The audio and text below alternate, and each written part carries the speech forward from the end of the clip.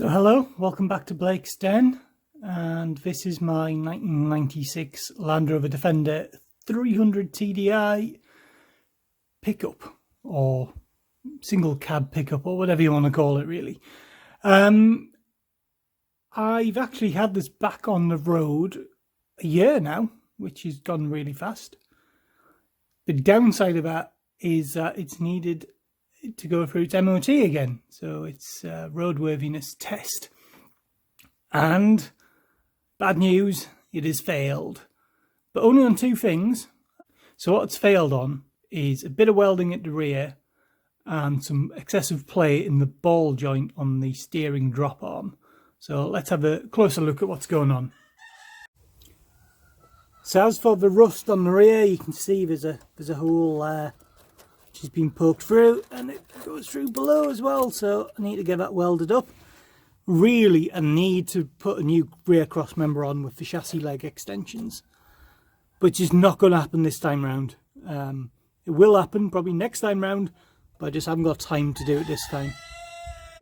While I'm waiting for the new ball joint to turn up, I've turned it round, which was a bit precarious with the steering arm sort of cable tied to the drag link, but never mind.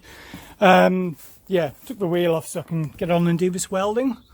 So first job I want to do is just hit that with a strip and clean brush, or disc, which looks a bit like that, except without grass on it. Clean that all up, find the extent of the rust, and go from there really. I mean, really we do need a new cross member and chassis extensions, but it's not happening this year. It'll probably happen next year. Buy no Land Rover, they say. It'll be fun, they say. Yeah, right, yeah. Lots of rusty fun. Yeah, that's actually not too bad. I'm now going to just cut that out to a nice sort of shape. You need to be careful because the wiring loom is actually behind there. So I'm going to pull that out the way the best I can and probably put some protection around it. And yeah, I'll just get that cut out in a nice shape, and I think I'll use a mix of my angle grinder and my air saw, and we'll end up having to take quite a big chunk out. Yeah, particularly on the bottom bit. You can't really see the bottom bit that well, but that's completely gone in there. So I might do the bottom bit first. Might be easier to do. Yeah, let me think about that. Quick situation report. Cut all that out, tidied it up, cleaned it up the best I can, and then I've made two plates out of 2mm, or was it 2.2, I'm not sure, steel, which I had in stock. That one goes in there. It's a tight fit, so what I'm going to do, I'll probably tack that edge and then I'll hammer that edge up, and then the other bit I've got goes on there.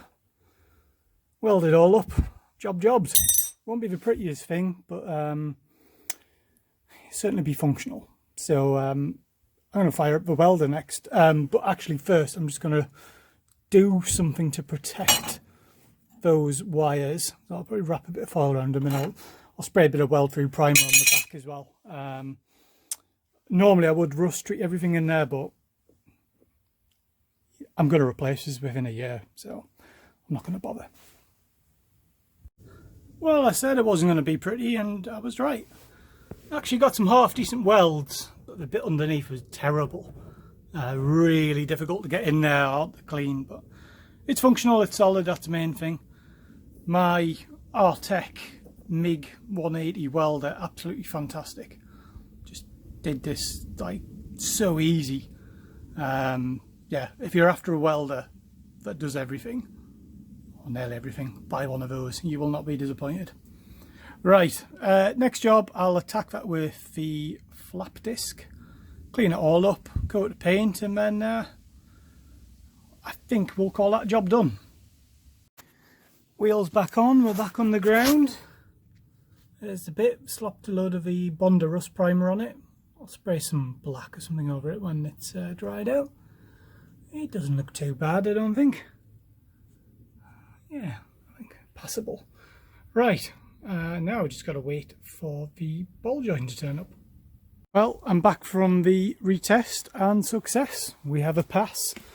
So yeah, that's the welding down there, all done. So man was happy with it, which is good.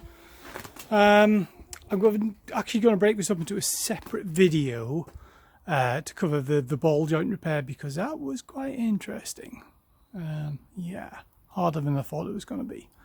So, just a quick one, but thank you for watching. As usual, don't forget to like, comment and subscribe, and I'll see you in the next video. Bye for now.